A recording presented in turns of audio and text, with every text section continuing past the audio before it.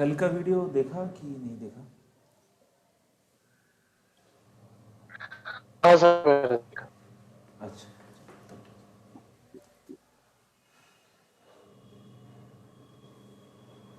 Okay 6:03 हो गया, शुरू करते हैं। कल का हल्का सा रिव्यू कर लेते हैं। तो कल हम लोगों ने बेसिकली अपनी लॉस फंक्शन की इक्वेशन डिराइव करी थी, लॉजिस्टिक रिग्रेशन के लॉस फंक्शन की। तो हम लोगों ने क्या डिराइव करी थी कि था argument W I equals to 1 to n और log ऑफ कितना हो गया 1 सर? प्लस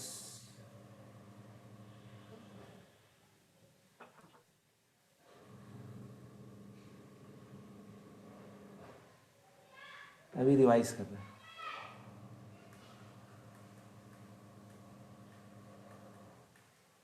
ओके, ये हम लोग लॉस फंक्शन लेकर आए थे और उसके बाद फिर हम लोगों ने इसी में एक चीज़ कॉन्सेप्ट और देखा था रेगुलराइजेशन का, जो कि अगर हम लोग रेगुलराइजेशन नहीं कर रहे थे तो हम लोग के जो W जो वेक्टर्स आ रहे थे, जो वेट के वेक्टर्स आ रहे थे, उनकी वैल्यू बहुत ज़्यादा बढ़ जा रही थी, क्योंकि ये वैल्यू तब डिक्रीज़ होगी जब वाई आई डब्ल्यू टी डी आई काफ़ी बड़ा होगा और वाई आई डब्ल्यू t d i x i तभी बड़ा होगा जब हमारे जो वेट वाले वेक्टर है W वाले वो बड़े होंगे। तो इसके लिए हम लोग एक टर्म लेकर आए थे, वो था हमारा सेम चीज़, एक बार फिर से लिखते हैं, argument sigma log of 1 plus e x p minus y i डब्ल्यू t x i plus lambda और second normal L2 normal. L2 normal मतलब कि ये सिंपल था कि अगर आपके पास वेक्टर है W1 W2 W3 तो इसकी वैल्यू हो जाती थी W1 square plus W2 square plus W3 square. ठीक है, तो ये टर्म हम लोग लेकर आए थे रेगुलराइजेशन का, और ये जो टर्म है इसको मैथमेटिकली हम लोग बोलते हैं L2 नॉर्म। तो इसीलिए इस पूरे रेगुलराइजेशन प्रोसेस को कहते हैं हम लोग L2 रेगुलराइजेशन। तो इससे क्या हो रहा था, इससे हम लोगों ने देखा, क्योंकि अब इससे यहां से लेकर यहां तक आपको दोनों को मिनिमाइज करना है। ये वाला सेक्शन मिनिमाइज होगा जब हमारा W बड़ा होगा, और ये वाला सेक्शन मिनिमाइज होगा जब W छोटा होगा। तो ये चाहता है कि W बड़ा हो, ये चाहता है कि W छोटा हो, तो दोनों के बीच में खींचातानी रहेगी और हम लोग बीच में इसी एक इक्विलिब्रियम में पहुंचेंगे जहां पर हमारा ऑप्टिमल W मिल जाए। तो ये हमने इसीलिए ऐड किया था कि हमारे जो वेट वेक्टर्स हैं, जो W1 W2 W3 हैं, ये सब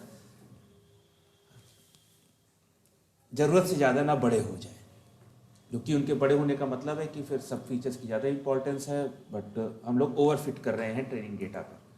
तो उसी ओवरफिटिंग को रोकने के लिए हम लोगों ने रेगुलराइजेशन देखा था। अच्छा, ये मेरा लॉस है, ठीक है, और ये मेरा रेगुलराइजेशन,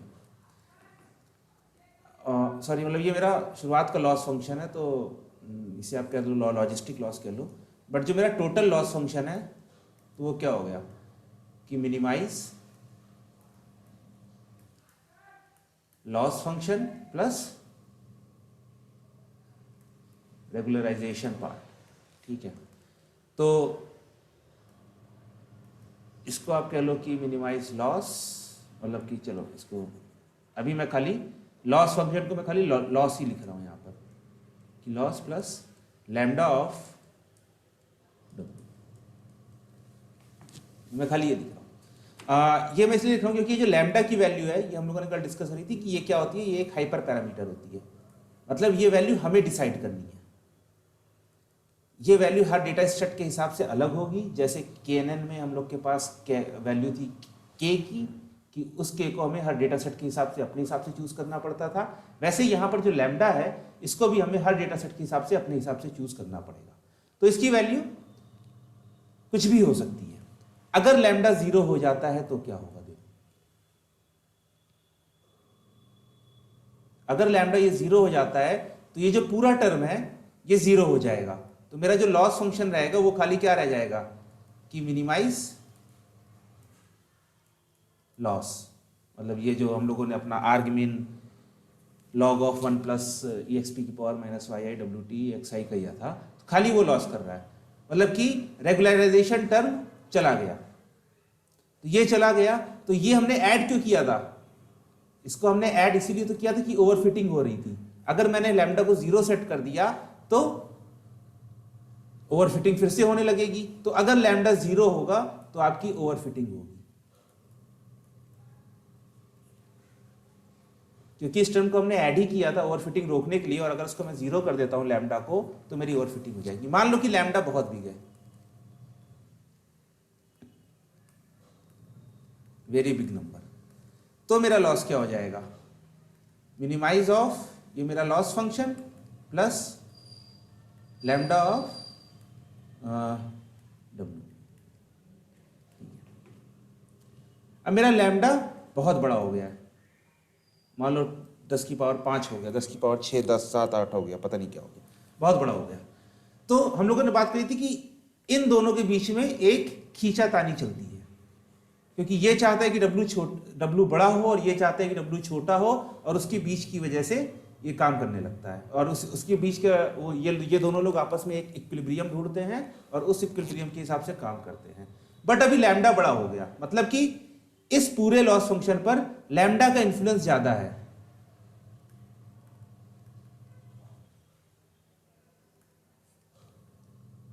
लैम्डा का इन्फ्लुएंस ज्यादा है। अभी तक जो लड़ाई हमारी बराबर की थी, वो लड़ाई अब इसके पाले में ज्यादा हो गई, क्योंकि मैं चाहे इसको जितना छोटा कर लूं, लैम्डा मेरा बड़ा है, तब भी ये इवेंट बड़ा होता जा रहा है, तब भी ये टर्म जो है वो बड़ा ही रहेगा, चाहे मैं इसको जितना छोटा कर लूं।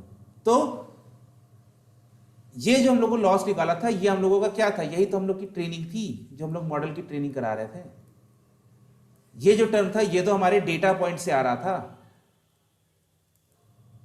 डेटा से ही तो हम लोग सीख रहे थे, तभी हमने हर पॉइंट की उस प्लेन से डिस्टेंस निकाली थी और वो सब काम किया था।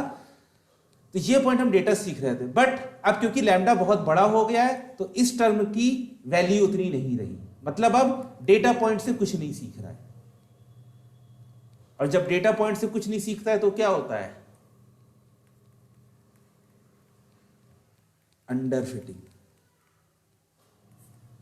ओवर फिटिंग क्या होता है कि जो डेटा दिया हुआ है उसी के ऊपर एकदम उसी के हिसाब से अपना सब कुछ उसी के डेटा के हिसाब से ही काम कर रहा है। अंडर फिटिंग क्या होता है कि डेटा को वो मैटर ही नहीं कर रहा है। जैसे कि केएनएन में हम लोगों ने देखा था कि जब केएनएन में के की वैल्यू हम लोग एन ले लेते थे, नंबर ऑफ डेटा पॉइंट्स, तो वो सिर्फ मेजॉरिटी क्लास को ही देखता था, बाकी उसके आसपास के नेबर्स को देखता ही नहीं था। तो वहां पर अंडर फिटिंग ये होती थी।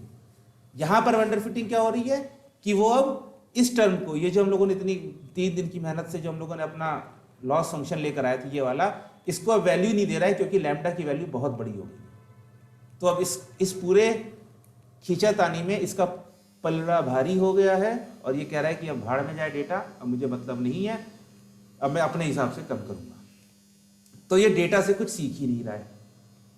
और जब लैम्डा 0 कर दिया तो कुछ रोक नहीं रहा है। तो अगर लैम्डा इक्वल टू 0 हो जाएगा तो हो जाएगी ओवरफिटिंग, और लैम्डा अगर बड़ा हो जाएगा तो हो जाएगी अंडर फिटिंग। तो हमको ये चीज़ ध्यान देनी है कि ना लैम्डा ज़्यादा बड़ा हो ना लैम्डा ज़्यादा छोटा हो। रेगुलराइजेशन का ये काम होता है। अच्छा, एक इसका अल्टरनेटिव भी है। एक अल्टरनेटिव है, क्या स्पेलिंग लिखी है, इसे कहते हैं हम लोग L1 regularisation.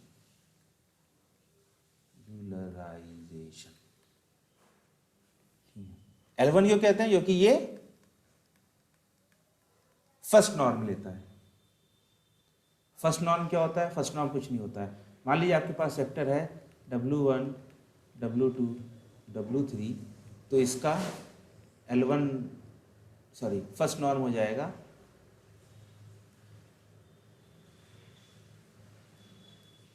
Absolute value of W1 plus absolute value of W2 plus absolute value of W3।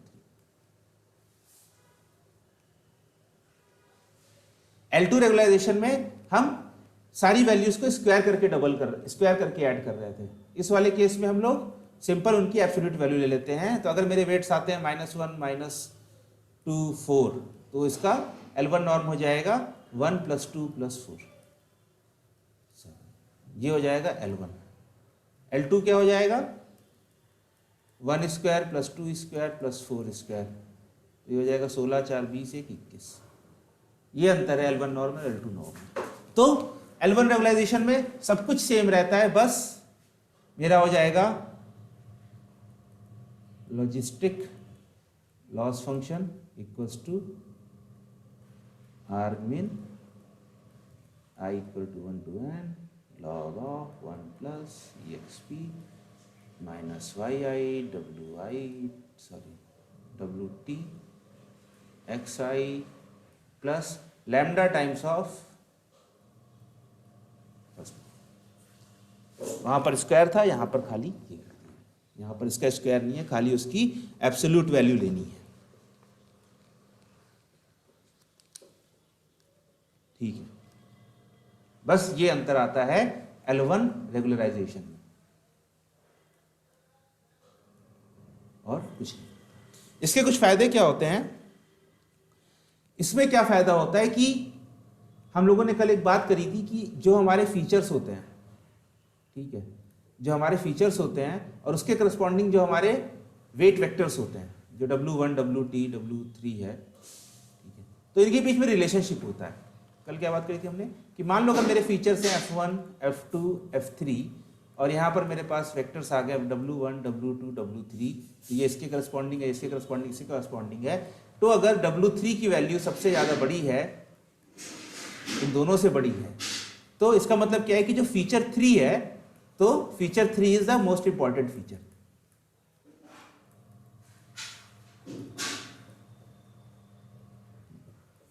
Logistic regression में हमारी ये इंटरप्रिटेशन होती है इनकी, जैसे हमारी लीनियर रिग्रेशन में थी कि जो कोफिशिएंट आए थे तो उसमें कोफिशिएंट की एक यूनिट चेंज करें तो फिर सामने से कितनी यूनिट का फर्क पड़ता है रिजल्ट पर हमारे। तो वैसे ही यहां पर है कि कौन सा सबसे ज्यादा इंपॉर्टेंट फीचर है, उस क्लास को प्रिडिक्ट करने में कौन सी फीचर की सबसे ज्यादा महत्वता है। अब जब हम L1 रेगुलराइजेशन करते हैं, ठीक है, L1 रेगुलराइजेशन करते हैं, तो ये non important features are set to 0। L1 regularisation की वजह से हमारे जो इसे मान लो कि W3 इंपॉर्टेंट है, W2 इंपॉर्टेंट है, बट W1 सबसे कम इंपॉर्टेंट है, तो W1 will be equal to 0। अगर फीचर 1 बिल्कुल इंपॉर्टेंट नहीं है तो उसका वेट 0 हो जाएगा। तो L1 रेगुलराइजेशन से हमारे पास जो नॉन इंपॉर्टेंट फीचर्स है उनकी वैल्यू 0 सेट हो जाती है, उनके वेट वेक्टर की वैल्यू 0 सेट हो जाती है, मतलब W की 0 होगी, फीचर की वैल्यू तो डेटा में जो दी हुई है वो दी हुई है। तो इसी को हम लोग कहते हैं स्पार्सिटी। अगर आपने कभी टर्म सुना हो तो एक टर्म होता है स्पार्स मैट्रिक्स। स्पार्स मैट्रिक्स क्या होती है? एक ऐसी 2D या 3D मैट्रिक्स जिसमें most of the elements are 0।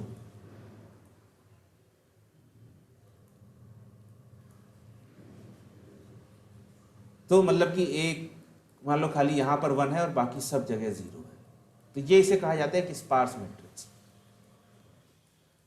सब 0 है, ठीक है। तो ऐसे ही अगर हमारे पास मान लो कि 100 फीचर्स है, ठीक है, 100 फीचर्स के ऊपर हमने लॉजिस्टिक रिग्रेशन लगाया L1 रेगुलराइजेशन के साथ, तो हमारे पास उसमें से खाली मान लो कि 10 या 15 की ही वैल्यू आई, W की वैल्यू आई,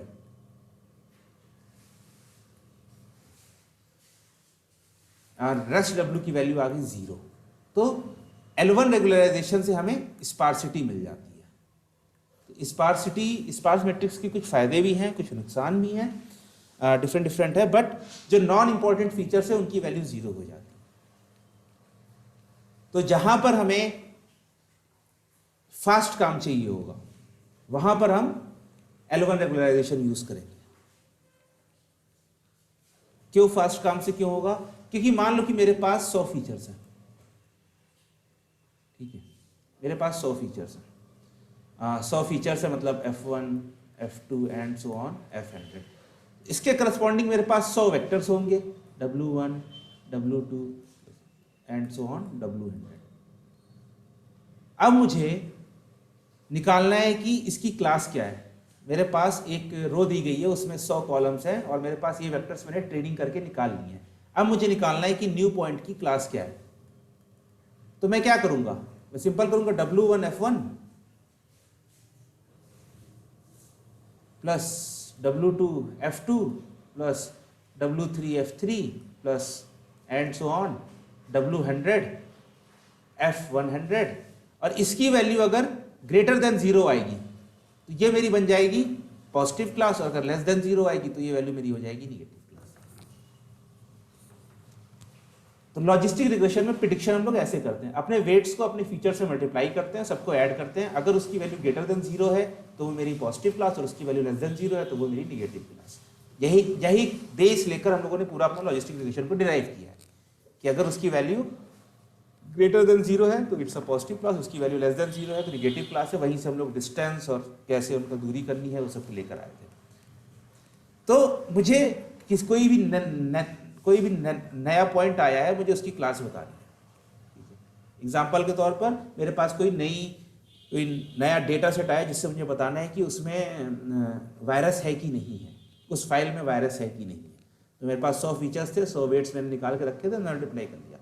अब अगर मैं L1 रेगुलराइजेशन यूज करूंगा तो मुझे स्पार्सिटी मिलेगी, मतलब नॉन इंपॉर्टेंट फीचर्स 0 हो जाएंगे।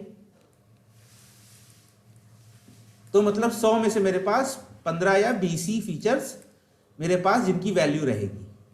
तो ये जो मेरा मल्टीप्लिकेशन होगा तो मेरा मल्टीप्लिकेशन फास्ट होगा। तो ये जो मेरा मल्टीप्लिकेशन है, मेरा मल्टीप्लिकेशन फास्ट होगा। मुझे 100 बार मल्टीप्लिकेशन की जगह मुझे खाली 15 या 20 बार ही मल्टीप्लाई करना पड़ेगा। तो मेरा मल्टीप्लिकेशन फास्ट होगा। तो मेरा मल्टीप्लिकेशन फास्ट होगा तो मेरा क्या होगा, मेरा प्रिडिक्शन फास्ट होगा। अगर मेरा प्रिडिक्शन फास्ट है तो मैं रिजल्ट जल्दी से दे पाऊंगा। तो जहां पर जैसे इंटरनेट की कंपनीज हैं, इंटरनेट की कंपनीज को रिजल्ट सही ना हो, फास्ट होना चाहिए। अमेजन में आपका जो फेवरेट प्रोडक्ट है वो 2 रो नीचे आ सकता है बट वेबसाइट तुरंत खुलनी चाहिए। गूगल में आपका रिजल्ट 4थे, 5वें, 8वें नंबर पर आ सकता है बट आपकी वेबसाइट तुरंत खुलनी चाहिए। तो जहां पर आपको टाइम की जरूरत है प्रिडिक्शन में, वहां पर आप L1 रेगुलराइजेशन यूज करेंगे, ठीक है। और जहां पर टाइम ठीक है थोड़ा आप दे सकते हो, वहां पर आप L2 यूज करोगे। एक लॉजिस्टिक रिग्रेशन का एक कॉन्सेप्ट और आता है, उसे कहते हैं इलास्टिक नेट। इलास्टिक नेट ये न्यूरल नेटवर्क्स नहीं है, क्योंकि आप लोग जब न्यूरल नेटवर्क्स पढ़ोगे तो सारे नेटवर्क्स के नाम के आखिरी में नेट ही आएगा, बट ये नहीं है। ये इलास्टिक नेट है कि इसमें हम जो अपना लॉस फंक्शन करते हैं वो हम करते हैं कि जो मेरा लॉस आया था plus lambda of lambda 1 plus lambda 2 of, इसमें हम L2 रेगुलराइजर भी यूज करेंगे और L1 भी यूज करते हैं। इसमें हम दोनों रेगुलराइजर यूज करते हैं।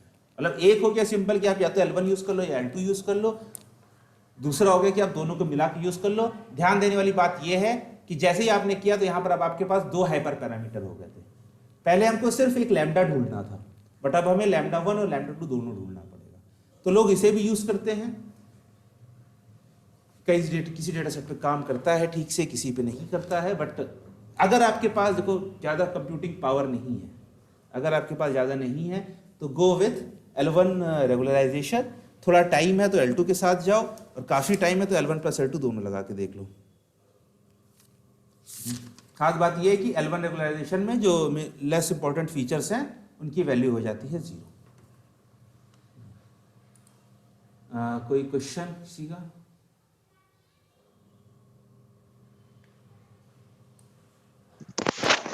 नहीं सर। ओके ओके ठीक है।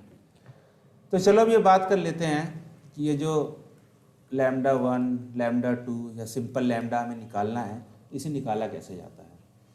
ठीक है, ये हमारे क्या है, ये हमारे हाइपर पैरामीटर है। हाइपर पैरामीटर में हम लोगों ने एक हाइपर पैरामीटर को ढूंढना सीख लिया है, वो था हम लोग का कौन सा, KNN में K। जब KNN में K था तो K की वैल्यू हम कैसे ढूंढ रहे थे, हम लोग क्रॉस वैलिडेशन करते थे। क्रॉस वैलिडेशन में हम लोग क्या करते थे, अपने डेटासेट को 3 पार्ट में डिवाइड करते थे, ट्रेन, वैलिड और टेस्ट। ट्रेन से हम टेस्ट करते थे K की डिफरेंट वैल्यूज के लिए, फिर हम वैलिडेशन सेट पर उसकी वैलिडेशन एक्यूरेसी निकालते थे। हर K की वैल्यू के लिए डिफरेंट वैल्यू थी। K की वैल्यू हमारी 1 से लेकर हम लोग 50 तक जहां तक लेना चाहे वहां तक ले सकते थे, बट हर K की एक डिफरेंट वैल्यू थी, उस पर वैलिडेशन एक्यूरेसी निकालते थे। जिस K की वैल्यू के लिए वैलिडेशन एक्यूरेसी बेस्ट आती थी उसको हम मानते थे कि हाँ वो मेरा बेस्ट K है, फिर उसके ऊपर हम लोग नया मॉडल बनाकर, ट्रेनिंग इसी से होती थी, उससे हम लोग उसकी टेस्ट एक्यूरेसी निकालते थे। ये थी प्रोसेस हमारी क्रॉस वैलिडेशन।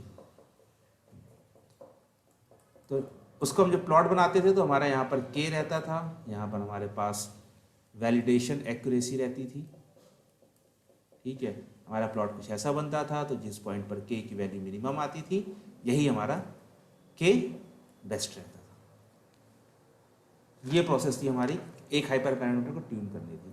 यहाँ पर भी क्या है, हमारे पास लैम्डा है, ये भी क्या है, हाइपर पैरामीटर है, तो काम तो इसका भी सेम ही होगा क्रॉस वैलिडेशन से। दिक्कत क्या है इसके साथ कि लैम्डा K क्या था हमारा, वो हमारा इंटीजर था, उसकी वैल्यू फिक्स थी 1 2 3 4 5 6 7 8 9 10 12 13 15 16 100 तक। ठीक है, लैम्डा क्या है, ये रियल वैल्यू है। रियल वैल्यू क्या है, मतलब इसके अंदर कोई भी वैल्यू आ सकती है, इसके अंदर 1 भी आ सकता है, 1.1 भी आ सकता है, 1.01 भी आ सकता है, 1.001 भी आ सकता है, 1000 भी आ सकता है, 1000.2 भी आ सकता है, मतलब कोई बंदिश नहीं है। ये एक रियल नंबर है, ये एक इंटीजर नहीं है। तब आप कितनी वैल्यूज चेक करोगे या क्या करोगे, क्योंकि K की तरह आप 1 से लेकर 50 तक तो जा नहीं सकते हो, आपको कुछ फिक्स वैल्यूज आपको चूज करनी पड़ेगी। तो इसी प्रॉब्लम को सॉल्व करने के लिए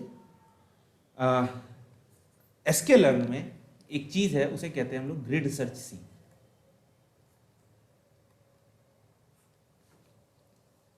अब इसे ग्रिड क्यों कहते हैं वो थोड़ा देर में बाद में देखते हैं, पहले सर्च सीवी।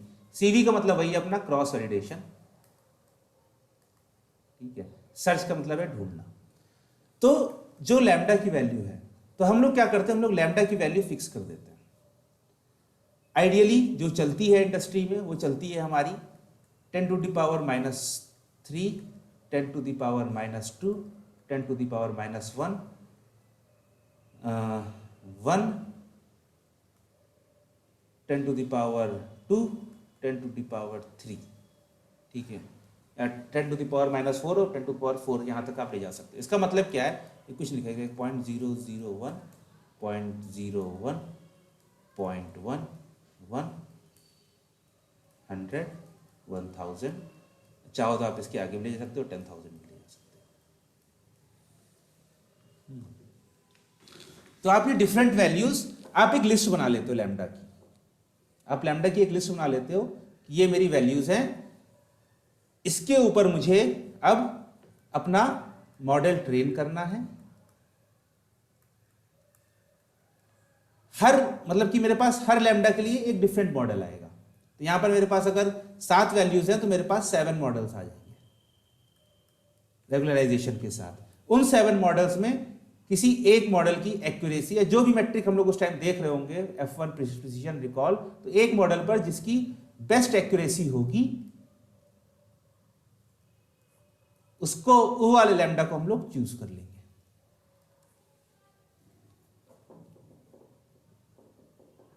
तो जितने भी मेरे पास लैम्डा की वैल्यूज होंगी, हर लैम्डा से हम अपना एक मॉडल की ट्रेनिंग करेंगे। उसको ट्रेनिंग करने के बाद जिस मॉडल की बेस्ट एक्यूरेसी आएगी उसके लिए कौन सा लैम्डा यूज हुआ था वो लैम्डा हम लोग चूज कर लेंगे। यही काम हम लोग के में करते थे, यही काम हम इसमें करते हैं।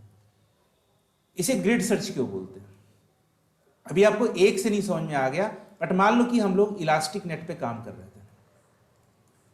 इलास्टिक नेट में हमारे पास कितने हाइपर पैरामीटर थे?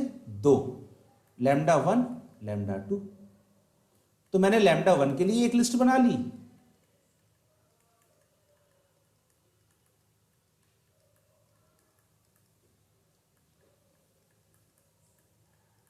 ठीक है, और एक लिस्ट मैंने लैम्डा 2 के लिए बना ली।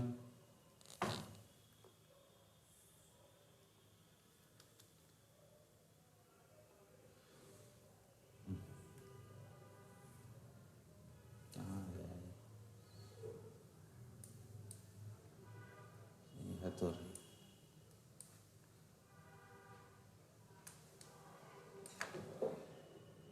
ये लिस्ट बन गई मेरी लैम्डा 2 के लिए। अब मेरे पास 2 लिस्ट हो गई है, तो मुझे पहले लैम्डा 1 की 10⁻³ वैल्यू और लैम्डा 2 की सारी वैल्यूज के साथ एक मॉडल बनाना पड़ेगा।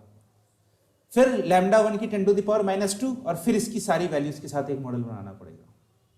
फिर लैम्डा इसकी मतलब कि हर एक वैल्यू के लैम्डा 1 की हर वैल्यू के लिए मुझे लैम्डा 2 की हर वैल्यू के साथ एक मॉडल बनाकर उसकी एक्यूरेसी निकालनी पड़ेगी। तो अगर उसको मैं प्लॉट करूं, अगर मैं उसको प्लॉट करूं तो मान लो ये है लैम्डा 1 और ये है लैम्डा 2, ठीक है। यहां पर मेरे पास वैल्यूज हैं, क्या क्या है? 10⁻³ 3, 10⁻², 10⁻⁻1, 1, 10, 2 और 10⁻3, ठीक है। ये लैम्डा 1 की वैल्यूज हो गई और लैम्डा 2 की भी यही वैल्यूज हो गई।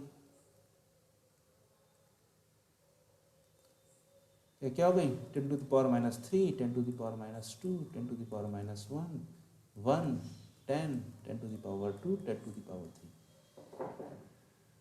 तो देखो मुझे लैम्डा 1 की हर वैल्यू के लिए, मुझे एक इसकी वैल्यू के लिए इसकी सारी वैल्यू से कंपेयर करना पड़ेगा, मतलब कि ट्राई करना पड़ेगा,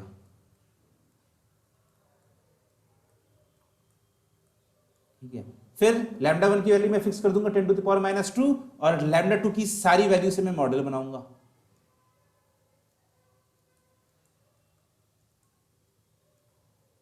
ऐसे ही 10⁻⁻1 इसके लिए, इसके लिए,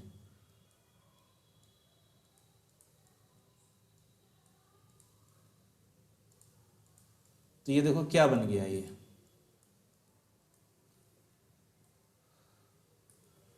मैट्रिक्स, एक ग्रिड बन गया, एक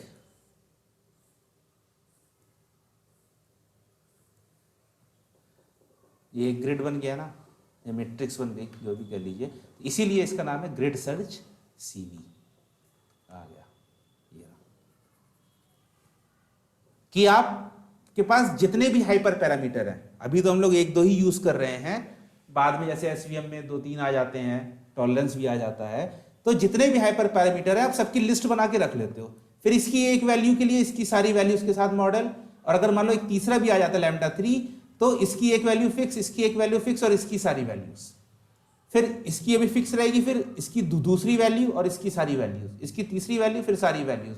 फिर जब ये दोनों खत्म हो जाएंगे उसके बाद आपके पास लैम्डा 1 पर आएगा काम, फिर ये आगे बढ़ेगा, फिर इसकी एक वैल्यू, इसकी एक वैल्यू, इसकी सारी वैल्यूज।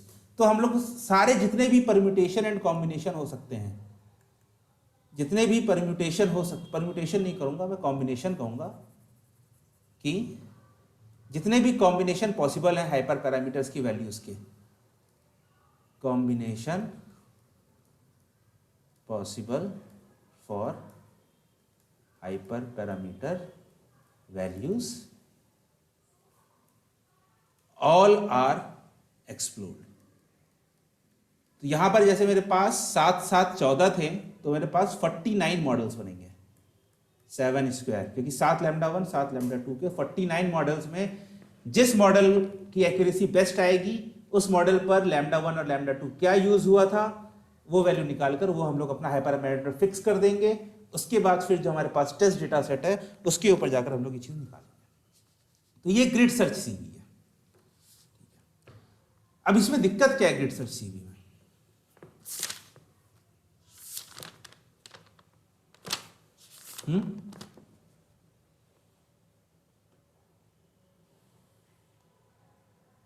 आइडिया?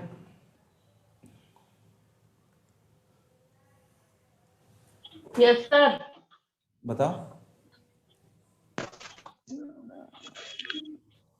सर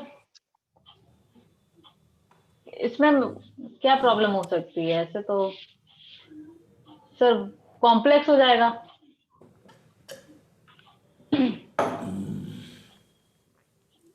आपने इतनी जोर से बोला था, मुझे लगा कुछ सोचा है।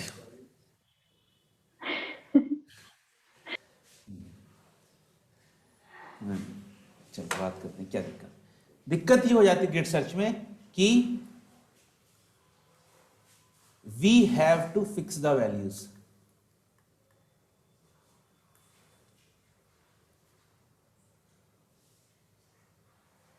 हमें फिक्स करनी पड़ती है वैल्यूज, हमें देना पड़ता है कि भाई 10 to the power -3, 10 to the power -2, 10 to the power -1 and so on 10 to the power 3 तक। तो जितनी भी वैल्यूज हम अपने हिसाब से फिक्स कर सकते हैं वो हम फिक्स कर देते हैं। ठीक है,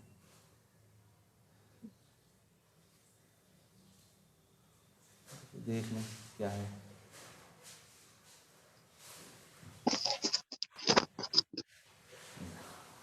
चलो, तो जो हमें बताना पड़ता है, वैल्यू फिक्स करनी पड़ती है। और मान लो कि हम ज्यादा वैल्यू एक्सप्लोर करना चाहते हैं 10 to the power, भाई अभिषेक क्या दिखा रहे हो? मान लो कि हमें 10 to the power 5 तक करना है, तो हमारे जो एरे की लेंथ है वो बढ़ती जाएगी, और जैसे जैसे वो बढ़ती जाएगी वैसे वैसे हमारे मॉडल्स भी बढ़ते जाएंगे। मॉडल्स बढ़ते जाएंगे मतलब मेरा मुझे ज्यादा मॉडल्स बनाने पड़ेंगे ट्रेनिंग करने के लिए। उसका मतलब क्या है कि मेरा ट्रेनिंग टाइम ज्यादा लगेगा।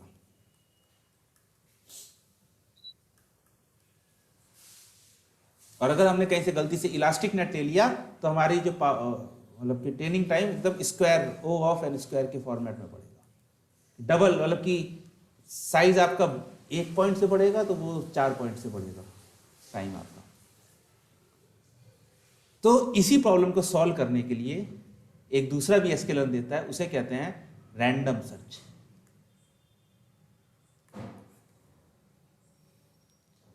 ठीक है, रैंडम सर्च में क्या कहते हैं, हम उसे 2 वैल्यूज देते हैं, मिनिमम और मैक्सिमम। बोलते हैं हम इसमें तुम अपने हिसाब से ढूंढ लो,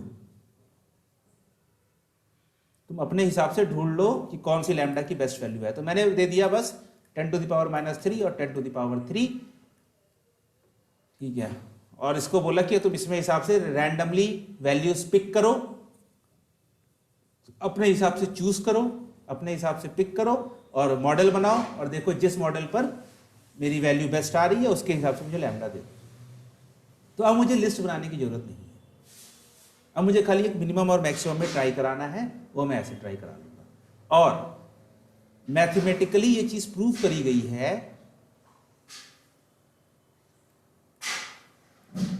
कि random search is as good as grid search and sometimes even better.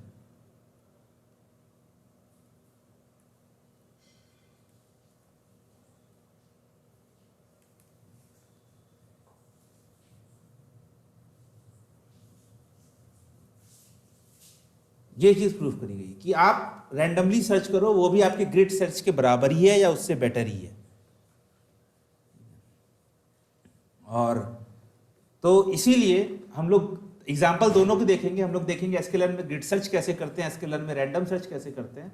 तो ग्रिड सर्च के भी एग्जाम्पल देखेंगे, क्योंकि जहां पर छोटी वैल्यूज है, जहां पर आपकी रेंज छोटी है, जहां पर आपकी वैल्यूज फिक्स है, वहां पर आप ग्रिड सर्च यूज कर लो, क्यों रैंडमली जा रहे हो।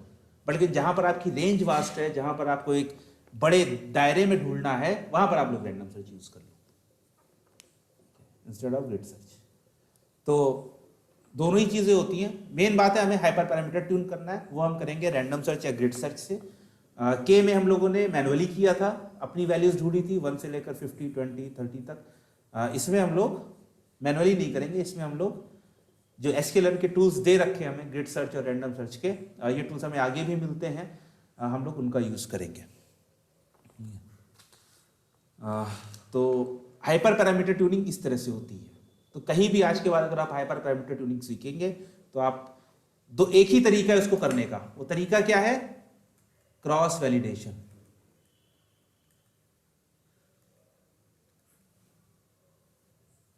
कि आप डिफरेंट क्रॉस वैलिडेशन करो, कि आप अपने डेटा सेट को ट्रेन, वैलिड और टेस्ट सेट में डिवाइड करो, इससे ट्रेन करो, इससे देखो, हाइपर पैरामीटर ट्यून करो और इस पर रिजल्ट दो। और हाइपर पैरामीटर ट्यून करने के लिए जो आपको वैल्यूज चूज करनी है वो आप कर सकते हो या तो ग्रिड सर्च से या फिर रैंडम सर्च से। तो मेरे को ना अभी तक लॉजिस्टिक रिग्रेशन इतना मतलब ऐसा लगता था कि कुछ नहीं है, वो क्या ही होगा, मतलब एक बाउंड्री सी सुंदर सा, मतलब अब जो देखने में लग रहा है ना अलग ही निकला है। अच्छा सर, ये मतलब बाकी लोगों को पता भी है ऐसा कुछ है कि नहीं? वो तो बाकी लोग ही बताएंगे, मतलब तो आप ही लोग मैं देखो। काफी मतलब एक एक स्टेप में काफी दिमाग लगाना पड़ रहा है यहाँ पे तो। हाँ तो वो लीनियर में दिमाग यही है ही। लीनियर में क्या ही था, एक लाइन थी बन गई, पॉइंट्स पे नहीं ढूंढ लिए, केएनएन में भी आसपास के पॉइंट्स देख लिए, हो गया। नहीं, लीनियर में चार लाइनें हम चार 5 क्लासेस तक तो हम लोग लीनियर में वही बनाते रहे, लाइन ही बनाते रहे। कैसे बनी है? स्टोचैस्टिक ग्रेडियंट डिसेंट के ऊपर इतनी बात करी है, तो काम तो काफ़ी किया है। केएनएन में हम लोगों ने बेसिकली मशीन लर्निंग के जो डिफरेंट पार्ट्स हैं वो सब देखे थे कि हाइपर क्रॉस वैलिडेशन क्या होता है, हाइपर पैरामीटर क्या होता है, दिक्कत क्यों डिवाइड करना चाहिए ट्रेन टेस्ट वैलिडेशन में, ये सब चीज़ों में। उसमें हमने ये सब चीज़ें नहीं देखी थी उसकी ज़्यादा डीप वाली। इसमें हम लोग ज़्यादा मैथ्स और उसकी प्रॉब्लम देखी कि एल्गोरिथम्स की क्या क्या प्रॉब्लम हो सकती है। और बाकी ग्रिड सर्च आज का तो कुछ नहीं था, रेगुलराइजेशन तक थी जो थी एल्गोरिथम। ग्रिड सर्च और ये सब तो मतलब कि आपके हर एल्गोरिथम में काम आएंगे। जिस भी एल्गोरिथम में आपको हाइपर पैरामीटर ट्यून करना है, जहाँ पर हाइपर पैरामीटर को ढूंढने की जरूरत है, वहाँ पर ग्रिड सर्च और रैंडम सर्च काम आएंगे। कॉन्सेप्ट यही है, इसमें हम लोग लिस्ट बनाकर अपना सर्च करते हैं, उसकी फिक्स वैल्यूज पर। रैंडम सर्च में उसे मिनिमम और मैक्सिमम दे देते हैं। बाकी L1 और L2 रेगुलराइजेशन जहां पर भी आपका लीनियर मॉडल होगा वहां पर लग जाएगा। एक लीनियर मॉडल हम लोगों ने और देखा है जो है लीनियर रिग्रेशन। तो लीनियर रिग्रेशन में भी सेम L1 और L2 रेगुलराइजेशन का सेम कॉन्सेप्ट है। उसमें हमारे पास कोएफिशिएंट होते हैं, W की जगह हम लोग वहां पर C लिखते थे या फिर A लिखते थे। तो वहां पर भी सेम कॉन्सेप्ट है। L2 का मतलब क्या है कि सारे कोएफिशिएंट को स्क्वायर कर लैम्डा से मल्टीप्लाई करके अपने लॉस फंक्शन में ऐड कर दो। L1 का मतलब है कि सबकी एब्सोल्यूट वैल्यू लेकर लैम्डा से मल्टीप्लाई करके अपने फंक्शन में ऐड कर दो। तो मैंने ये बात लीनियर रिग्रेशन में भी बोलती थी कि हम लोग बाद में डिस्कस करेंगे L1 और L2 रेगुलराइजेशन क्या होता है। तो जहां पर भी लीनियर मॉडल आएगा L1 और L2 रेगुलराइजेशन आपका कहीं पर भी काम आ जाएगा। मतलब ये तो L1 और L2 रेगुलराइजेशन आपकी थ्रू आउट मशीन लर्निंग चलेगा। Random search, grid search through out machine learning चलेगा। ओके, मीटिंग एंड होने वाली है तो वापस से ज्वाइन कर लो, फिर थोड़ा सा आगे का देखते हैं। जी सर।